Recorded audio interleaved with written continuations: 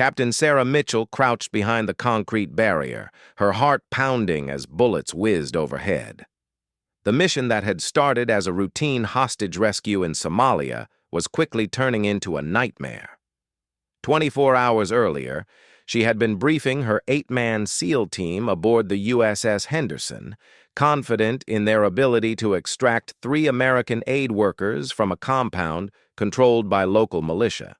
Now, pinned down in an abandoned marketplace with half her team wounded and ammunition running low, Sarah wondered if they would make it home alive.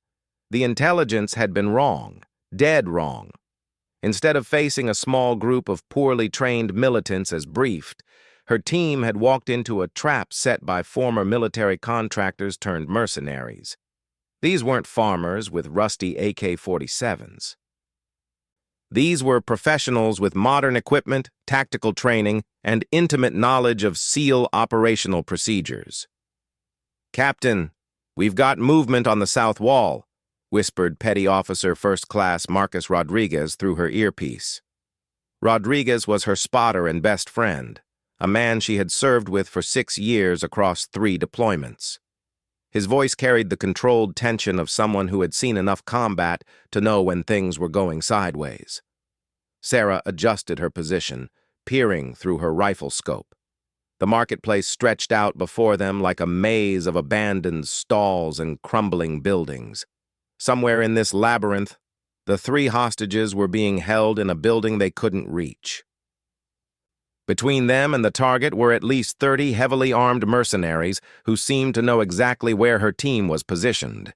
The original plan had been textbook perfect. Insert at dawn, neutralize minimal resistance, extract the hostages, and be back on the ship before lunch. Intelligence had suggested 8 to 10 militants with basic weapons. The satellite imagery had shown clear entry and exit routes. Everything had looked clean and simple. But intelligence had missed the fact that Viktor Kozlov, a former Russian Spetsnaz operative turned guns for hire, had taken over the local militia 3 weeks earlier. Kozlov had military-grade equipment, experienced fighters, and a personal grudge against American Special Operations Forces dating back to a confrontation in Syria 2 years prior. Sarah's team had fast-roped into what they thought was a soft insertion zone, only to find themselves immediately under coordinated fire from multiple positions.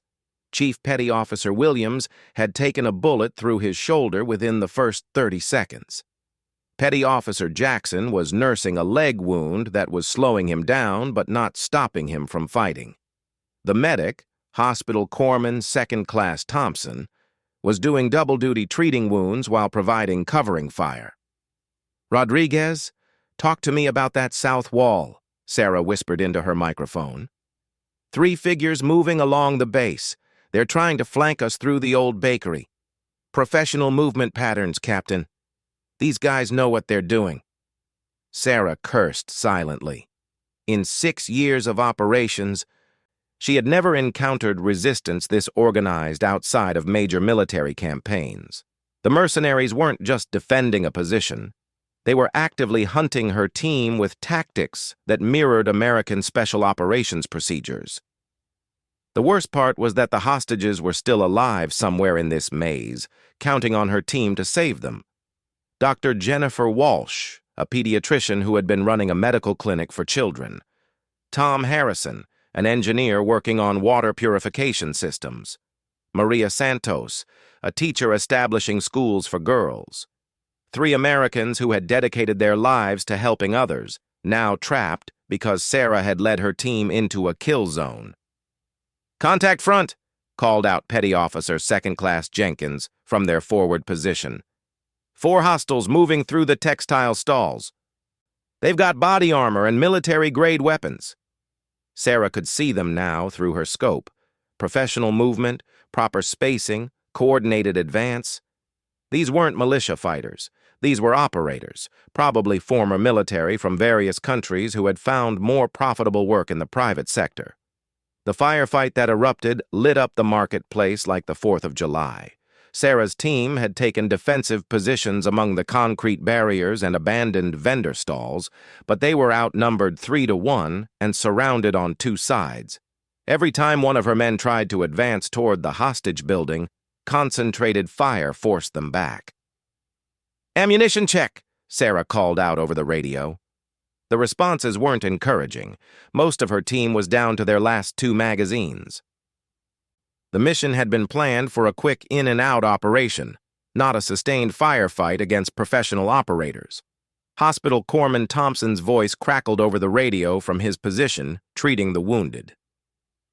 "Captain, Williams needs evacuation soon. He's losing too much blood, and I can't stabilize the shoulder wound under these conditions." Sarah felt the weight of command pressing down on her shoulders.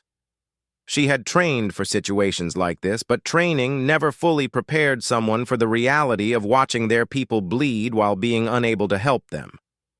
Every decision she made now could mean the difference between life and death for her team. "Overlord, this is Neptune 7, Sarah called to their command ship using encrypted radio. "We have encountered heavy resistance. Request immediate air support and medical evacuation." The response came back through static and gunfire. "Neptune 7, this is Overlord. Nearest air support is 40 minutes out. Weather conditions are preventing helicopter operations. You are ordered to maintain position and wait for backup." 40 minutes. Sarah looked around at her wounded teammates and calculated ammunition remaining. They didn't have 40 minutes. In 20 minutes, they would be overrun. The tactical situation was deteriorating rapidly. The mercenaries had them pinned in a triangular area with limited cover and no good escape routes. The original extraction point was now compromised and under enemy observation. Even if they abandoned the hostages and tried to extract, they would have to fight through superior numbers while carrying wounded teammates. But abandoning the mission wasn't an option. Those 3 Americans were counting on them. Sarah had given her word to their families that she would bring them home. A SEAL's word meant something, especially when innocent lives hung in the balance. "Rodriguez, I need options," she said to her spotter. Marcus Rodriguez had been studying the tactical situation while providing overwatch fire. His response was characteristically blunt. "Captain, we're in a world of hurt. They've got us bracketed on 3 sides. The only route to the hostage building goes through a kill zone with no cover. Even if we could reach it, we'd be trapped inside with nowhere to run."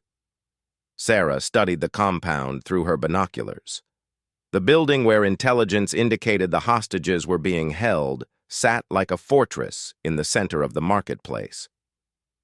3 stories of reinforced concrete with limited windows and 1 main entrance. Getting inside would be difficult enough. Getting back out with 3 civilians while under fire would be nearly impossible. "What about the clock tower?" she asked, pointing to an old minaret that overlooked the marketplace. Rodriguez followed her gaze and slowly nodded. "Long shot, Captain. Maybe 400 meters to the hostage building.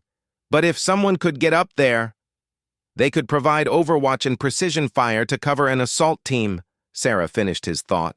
"Who's our best marksman?" The question was rhetorical. Everyone knew the answer. Petty Officer First Class. David Park had won the Navy's sniper competition 3 years running. He could put a bullet through a quarter at 300 meters, but the clock tower was isolated, surrounded by open ground, and probably under enemy observation. "Park, you copy this conversation?" Sarah asked over the radio. "Yes, ma'am, I can make that shot, but getting to the tower is going to be interesting. I count at least 6 hostiles with overwatch positions between here and there." Sarah weighed the options. Send Park on what could be a suicide mission to reach the tower, or watch her entire team get overrun in the next 30 minutes. Neither choice was good, but one offered a chance of completing the mission. The decision was interrupted by an explosion that shook the ground beneath them. A rocket-propelled grenade had impacted the wall behind their position, sending concrete fragments flying in all directions. The mercenaries were escalating their assault. "Captain, we've got multiple contacts approaching from the east," called out Jenkins. Looks like they're preparing for a final push. Sarah could see the tactical situation deteriorating in real time. The enemy was massing for an assault that would overwhelm her remaining effective personnel. Williams was barely conscious from blood loss. Jackson was still mobile but compromised by his leg wound. Thompson was effectively out of the fight while treating casualties. That left her with Rodriguez, Jenkins, Park, and Petty Officer Second Class Murphy as fully effective combatants against 30-plus professional mercenaries. The mathematics of warfare were brutally simple. They were going to lose unless something changed dramatically. "Park, how long do you need to reach that tower?" she asked. 10 minutes if I move fast and don't run into trouble. 15 if I have to fight my way through." Sarah made the calculation. 10 minutes of suppressing fire to cover Park's movement would use up most of their remaining ammunition. If he didn't make it to the tower, they would be defenseless. If he did make it but couldn't establish effective fire support, they would still be overrun. But it was the only chance they had. "Murphy, Jenkins, Rodriguez, you're going to provide covering fire for Park's movement. I want everything you've got. Make them keep their heads down for the next 10 minutes. "What about the wounded, Captain?" Thompson asked from his position behind a concrete barrier where he was treating Williams. Sarah looked at her bleeding teammate and felt her heart clench. "We hold this position. If Park can get to that tower and establish overwatch, we might have a chance to reach the hostages. If not—" She didn't finish the sentence. Everyone understood the implications. The next few minutes would determine whether Operation Neptune 7 became a heroic rescue or a tragic footnote in the history of Navy SEAL operations. Sarah checked her weapon one more time and prepared to give the order that would either save her team or get them all killed. In the distance, she could hear Viktor Kozlov shouting orders in Russian to his mercenaries. The former Spetsnaz operative was organizing what sounded like a final assault. Time was running out. "All right, gentlemen," Sarah said into her microphone. "Let's make some noise. Park, you move on my mark. Everyone else, give him everything we've got." She took a deep breath, said a silent prayer for her team, and prepared to find out if they were good enough to beat impossible odds. In her heart, she already knew the answer. Her team was the best in the world. The question was whether being the best would be enough. "Mark," Sarah whispered into her microphone. The marketplace erupted in sustained gunfire as Rodriguez, Jenkins, and Murphy opened up with everything they had. Muzzle flashes lit up their position like strobing lights as they poured suppressing fire toward every known enemy position. The sound was deafening, echoing off the concrete walls and abandoned buildings. Petty Officer David Park sprinted from cover like his life depended on it, which it absolutely did. He moved in the low, zigzag pattern drilled into every SEAL during training, carrying his M24 sniper rifle and enough ammunition for an extended engagement. Behind him, his teammates' covering fire kept enemy heads down, but Sarah could see muzzle flashes starting to return fire from multiple positions. Park covered the first 50 meters without taking fire, weaving between abandoned fruit carts and concrete barriers. His movement was fluid and professional, each step calculated to minimize exposure while maintaining speed toward his objective. The clock tower loomed ahead of him, its ancient stone construction offering the only elevated position that could provide overwatch of the entire marketplace. "Contact left," Rodriguez called out as he engaged targets moving through the textile stalls. "3 hostiles trying to flank Park's route." Sarah swung her rifle toward the threat and acquired targets through her scope. 3 mercenaries in full tactical gear were attempting to intercept Park before he could reach the tower. Professional equipment, coordinated movement, and positioned perfectly to cut off his advance. She squeezed the trigger 3 times in rapid succession. The first shot took down the lead mercenary. The second wounded another, spinning him around behind cover. The third missed as her target dove behind a concrete pillar, but it kept him pinned down long enough for Park to continue his sprint toward the tower. "Park, you've got clear passage for another 100 meters, she called into her microphone.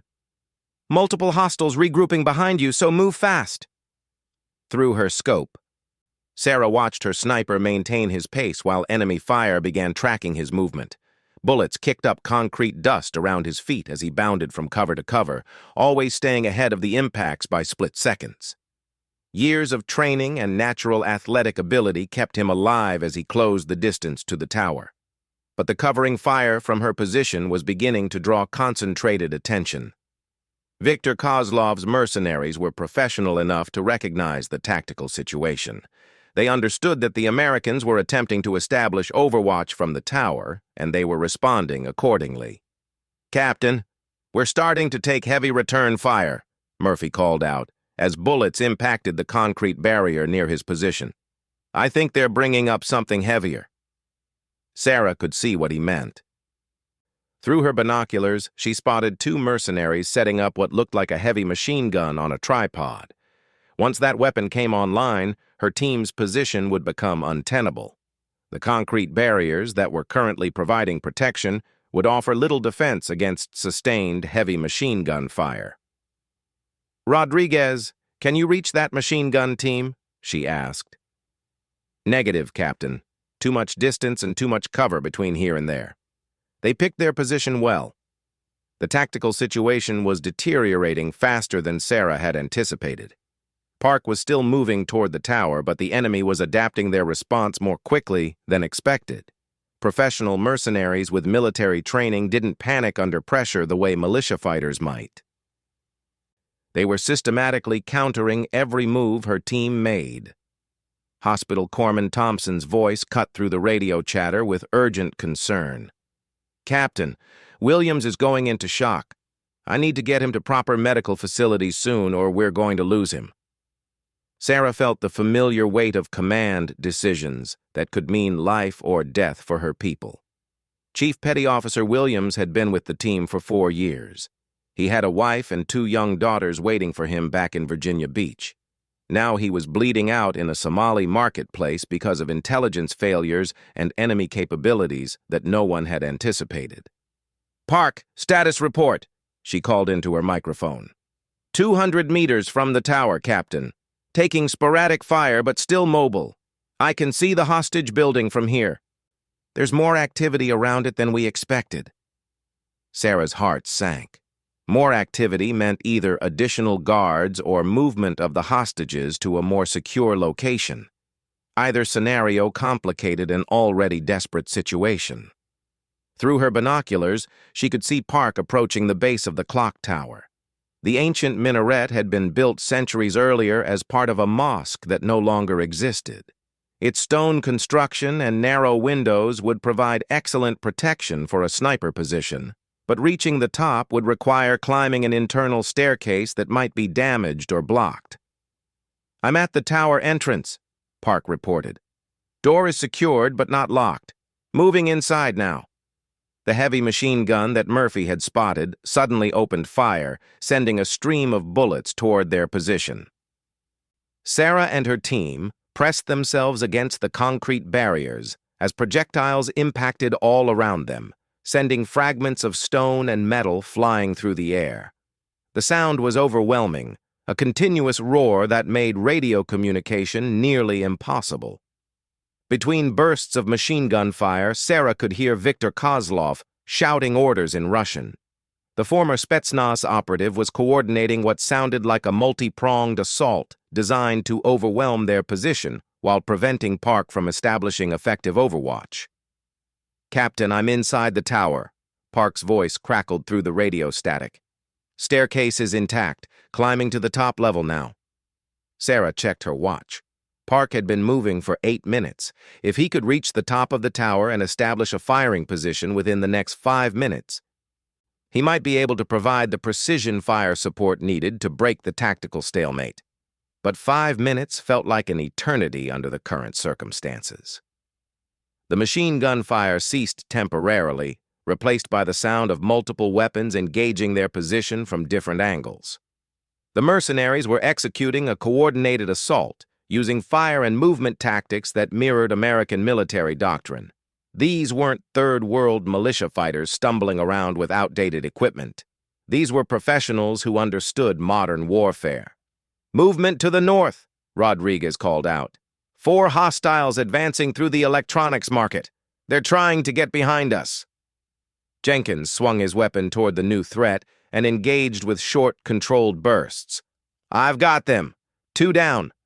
2 taking cover behind the phone repair stalls. Sarah realized that they were being systematically surrounded. The enemy was using superior numbers and tactical coordination to establish multiple angles of attack while preventing any avenue of escape. Once Park was in position, he might be able to break up the assault with precision fire, but until then, her team was fighting a delaying action against overwhelming odds. Park, I need you in position now, she said into her microphone, hearing the desperation in her own voice. Climbing the final flight of stairs, Captain. 30 seconds and I'll have a firing position. Through her scope, Sarah could see more movement around the hostage building. What looked like additional mercenaries were entering and exiting the structure with equipment she couldn't identify.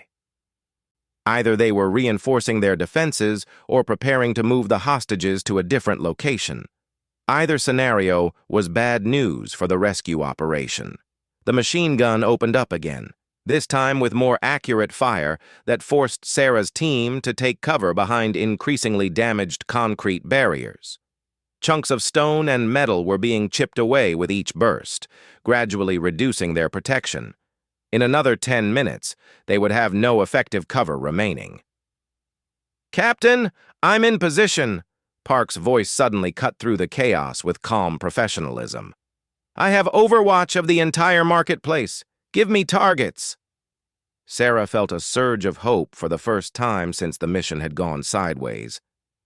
Park's position in the tower gave him a 360-degree view of the battlefield and the ability to engage targets that her ground team couldn't reach.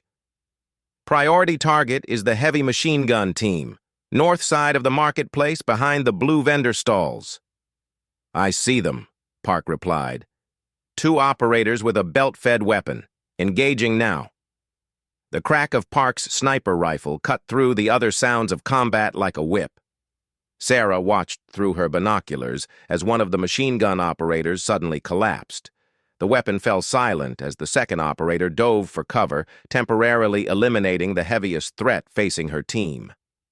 Good shot, Rodriguez called out. Machine gun is down. But the relief was short-lived. Through her scope, Sarah could see Viktor Kozlov himself moving between positions, pointing and shouting orders to his mercenaries. The Russian was adapting to the new threat from the tower by repositioning his men to minimize their exposure to sniper fire. Park, can you see the hostage building from your position? Sarah asked. Affirmative, Captain. And we've got a problem. I count at least 8 hostiles around the building, and it looks like they're preparing to move the hostages. I can see figures being led from the building toward vehicles parked behind it. Sarah's blood ran cold. If the mercenaries moved the hostages to vehicles, any chance of rescue would disappear. Once the civilians were mobile, tracking them would become nearly impossible in the maze of Somali streets and alleyways. Can you interdict the hostage movement? She asked. Negative, Captain. Too much risk to the civilians. The hostiles are using them as human shields. The tactical situation had just become exponentially more complicated. Not only did Sarah's team need to survive the current firefight, but they had to prevent the hostages from being moved while avoiding any risk to civilian lives. It was an impossible equation with no good solutions. All stations be advised that hostages are being moved, Sarah announced over the radio. We need to reach that building now or we lose them entirely. The distance between their current position and the hostage building was approximately 200 meters of open ground with minimal cover. Under normal circumstances, it would be a difficult assault for a full-strength team. With wounded personnel and limited ammunition, it would be suicide. But sometimes, suicide missions were the only option available. Rodriguez, Jenkins, Murphy, we're going to assault that building. Thompson stays here with Williams. Park provides overwatch and precision fire support. Captain, Rodriguez said quietly, that's a lot of open ground with too many hostiles. We might not make it. Sarah looked at her longtime friend and teammate. Marcus Rodriguez had been with her through 3 deployments and countless operations. He had never questioned her tactical decisions before, which made his concern carry even more weight. "I know," she replied. "But if we don't try, those 3 Americans die for certain. At least this way they have a chance." Through her binoculars, she watched as the hostages were being loaded into the back of a pickup truck. Dr. Jennifer Walsh, Tom Harrison, and Maria Santos, 3 people who had dedicated their lives to helping others, now completely dependent on a desperate SEAL team to save them. "Park, I need you to engage any targets that threaten our assault route. Priority goes to anyone with clear shots at our movement path." "Roger that, Captain. I have multiple targets identified, ready to provide cover fire on your command." Sarah took a deep breath and prepared to give the order that would either save 3 innocent lives or get her entire team killed. The mathematics of warfare were brutal and unforgiving. Sometimes the best tactical decision was also the most dangerous one. In her earpiece, she could hear Viktor Kozlov shouting new orders in Russian. The former Spetsnaz operative understood that the Americans were running out of options and time. He was probably preparing for their last desperate gambit. "All right, gentlemen," Sarah said into her microphone, chambering a round in her rifle. "Let's go get our people back." The assault across 200 meters of open ground was about to begin, and everyone involved understood that not all of them would survive the next 10 minutes. But sometimes being a Navy SEAL meant accepting impossible odds for the chance to save innocent lives. Park's voice came through the radio one more time, calm and professional despite the chaos erupting around them. "Captain, I have multiple targets in sight, ready to engage on your mark." Sarah gripped her rifle tighter and prepared to find out if courage and determination could overcome superior numbers and tactical disadvantage. In the distance, the truck carrying the hostages was starting its engine. "Go, go, go!" Sarah sprinted from cover with Rodriguez, Jenkins, and Murphy flanking her in a diamond formation. The 200 meters of open ground stretched ahead of them like a killing field, dotted with abandoned vendor stalls and concrete barriers that offered minimal protection from the crossfire they were about to face. Park's rifle cracked from the tower as he engaged the first target. Through the chaos, Sarah saw a mercenary spin and fall from his position behind an overturned cart. The sniper's precision fire was already making a difference, but there were too many enemy positions for one man to suppress them all. Bullets immediately began snapping past their heads as Viktor Kozlov's mercenaries opened fire from multiple angles. Sarah dove behind a concrete planter after covering 30 meters, her heart hammering against her ribs. To her left, Rodriguez had taken cover behind an abandoned newspaper stand. Jenkins and Murphy were pinned down near a destroyed fountain, unable to advance further. "Park, we need suppression fire on the textile building," Sarah called into her microphone, while bullets chipped concrete inches from her head. "Roger that. Engaging targets on the 2nd floor." The distinctive crack of the sniper rifle echoed across the marketplace as Park eliminated another threat. But for every mercenary he dropped, 2 more seemed to take their place. The enemy had positioned themselves with overlapping fields of fire that made advancing across open ground nearly impossible. Worse, Sarah could see the pickup truck carrying the hostages beginning to move. Dr. Walsh, Harrison, and Santos were being driven away while her team remained pinned down by superior firepower. The mission was slipping away with each passing second. "Captain, we're not going to make it across this ground," Rodriguez called out over the sustained gunfire. "Too much opposition." Sarah knew he was right. They had covered less than 50 meters and were already taking fire from at least 6 different positions. The remaining 150 meters would be suicide under these conditions. But watching those 3 Americans disappear into the Somali streets wasn't an acceptable alternative. Through her scope, she could see Viktor Kozlov moving between his mercenaries' positions, coordinating their fire and directing the tactical response.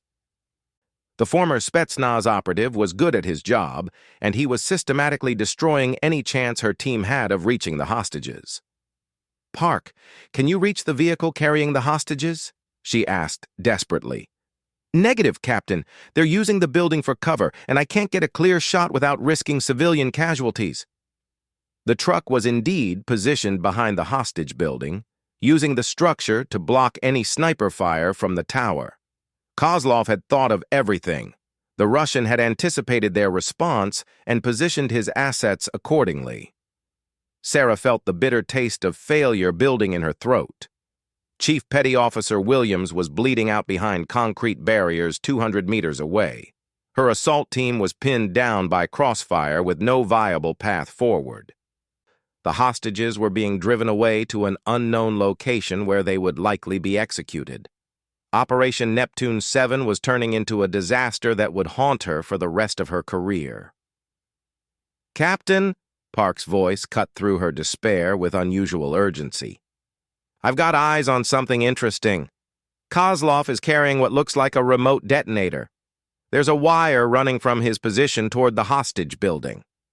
Sarah's blood went cold. A remote detonator meant explosives. If Kozlov felt threatened enough, he might decide to eliminate the evidence by destroying the building and everyone in it, including any hostages who might still be inside.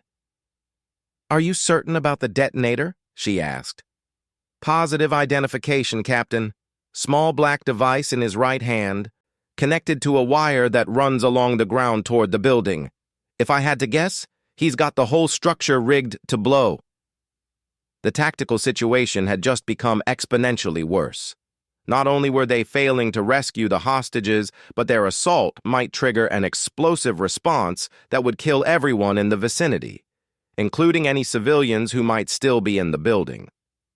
Sarah's mind raced through the possibilities. If Kozlov had the building rigged with explosives, it meant he was prepared to destroy evidence and eliminate witnesses if the situation became untenable. The hostages in the truck might be decoys or additional prisoners, while the real targets remained in the building under threat of immediate execution. "Park, how clear is your shot on Kozlov?" 400 meters, moderate wind, clear line of sight, but he's using his men for cover and stays mobile. I'd need him to remain stationary for at least 3 seconds to guarantee a hit." 3 seconds. Sarah calculated the odds. If Park missed, Kozlov would likely trigger the explosives out of spite. If he succeeded, they might have a chance to reach the building before the remaining mercenaries could reorganize their defense. But it would be the most important shot of Park's career, and possibly the last shot any of them ever fired. "Rodriguez, Jenkins, Murphy, when Park takes his shot, we assault the building. No matter what happens, we get to those civilians." "Roger that, Captain," came the simultaneous replies from her teammates. Sarah could hear the truck engine growing louder as the vehicle carrying the potential hostages moved further away. But her instincts told her that the real rescue target was still in the building with the explosives. Kozlov was too professional to put all his assets in one basket. "Park, I need that shot. Wait for my mark." Sarah studied the tactical situation through her scope. Kozlov was indeed moving between positions, using his mercenaries for cover while maintaining control of the battlefield. But there was a pattern to his movement. Every 40 seconds, he would pause behind a specific concrete barrier to observe the American positions and issue orders to his men. If Park could time his shot for that brief pause, they might have their chance. "All stations, stand by. Park, target will be stationary behind the gray concrete barrier in approximately 30 seconds. That's your window." Sarah watched Kozlov through her scope, counting down the seconds until his next predictable pause. 20 seconds. 15. 10. The former Spetsnaz operative moved into position exactly as she had anticipated, taking cover behind the gray barrier while raising his radio to issue orders. For just a moment, his upper torso was visible above the concrete edge. "Park, take the shot." The crack of the sniper rifle seemed to freeze time for an instant. Sarah watched through her scope as Viktor Kozlov suddenly staggered, the radio falling from his left hand while his right hand, the one holding the detonator, went limp. But the Russian didn't fall. The bullet had struck him high in the chest, spinning him around but not dropping him immediately, and his right hand, though wounded, was still gripping the remote detonator. "Missed the kill shot," Park reported with professional disappointment. "Target is wounded, but still mobile." Sarah felt her heart sink as she watched Kozlov stumble behind cover, still clutching the detonator. A wounded enemy was often more dangerous than an uninjured one, especially when that enemy controlled explosives that could level a building. "All units, assault the building now," she ordered. "We may only have seconds." Sarah sprinted from cover with her team following close behind. Without Kozlov's direct coordination, the mercenaries' fire became less coordinated, but they were still professional enough to maintain effective defensive fire. Bullets snapped past Sarah's head as she bounded from cover to cover, each step bringing her closer to the building that might explode at any moment. Rodriguez had pulled ahead and was approaching the building's main entrance when Sarah saw movement in an upper window. Kozlov himself appeared, bloody and wounded but still alive, raising the detonator toward his face to trigger the explosives. Time slowed to a crawl. Sarah could see her teammate reaching for the door handle. She could see Kozlov's thumb moving toward the detonator button. She could see the wire running from the device toward what were probably enough explosives to collapse the entire structure. "Rodriguez, get back!" she screamed into her microphone. But Rodriguez was already committed to his assault, kicking in the door and disappearing inside the building. Behind Sarah, Jenkins and Murphy were still crossing open ground, fully exposed to enemy fire. Above them all, Kozlov's thumb was descending toward the button that would kill everyone in the vicinity. Park's voice cut through the chaos one final time. "I have the shot." The second crack of the sniper rifle was different from the first. This time, Sarah saw Kozlov's head snap back as the bullet found its mark. The detonator flew from his hands, spinning through the air before smashing against the concrete wall far below. Viktor Kozlov, former Russian Spetsnaz operative and leader of the mercenary force, collapsed in the window and disappeared from view. The immediate threat of explosion had been eliminated by a 400-meter shot under combat conditions. "Target down," Park reported with characteristic understatement. But the firefight wasn't over. The remaining mercenaries were still dangerous. And Sarah's team was scattered across the marketplace with wounded personnel. Rodriguez was somewhere inside the building, hopefully locating any remaining hostages. The situation was fluid and dangerous. "Rodriguez, report," Sarah called as she reached the building entrance. "3 civilians inside, Captain. Dr. Walsh, Harrison, and Santos. All alive but in rough condition. The building is clear of explosives. Looks like Kozlov was bluffing with dummy charges." Sarah felt a surge of relief that made her knees weak. The hostages were alive and accounted for. The immediate threat had been neutralized, but they still needed to extract from a marketplace full of hostile mercenaries who were now leaderless but still armed. "Jenkins, Murphy, establish a perimeter around the building. Park, continue providing overwatch. We're bringing out 3 civilians." The next few minutes were a blur of activity.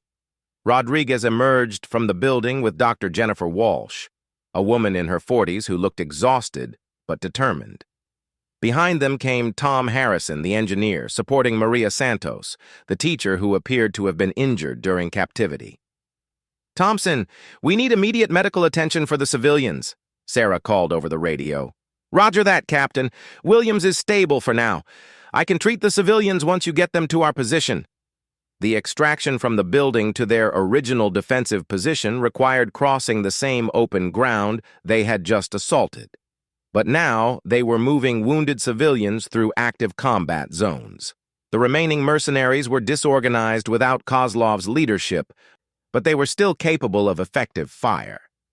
Park's overwatch from the tower made the difference. His precision fire kept enemy heads down, while Sarah's team moved the hostages to safety.